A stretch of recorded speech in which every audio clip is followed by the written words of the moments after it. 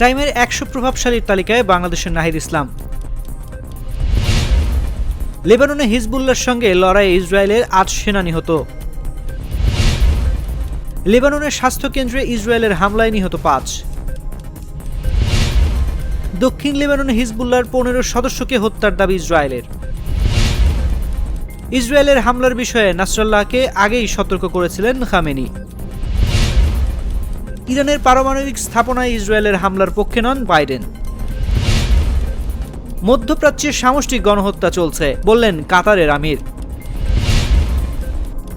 নাইজেরিয়ায় নৌকাডুবে 16 জনের মৃত্যু। সিঙ্গাপুরের দুর্নীতি মামলায় সাবেক মন্ত্রীর কারাদণ্ড।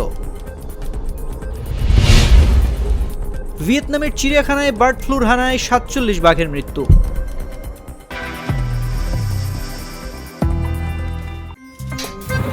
আমার একটা স্মার্ট সিদ্ধান্তে 25% গ্যাসের খরচ কমেছে। ভাবছেন কিভাবে?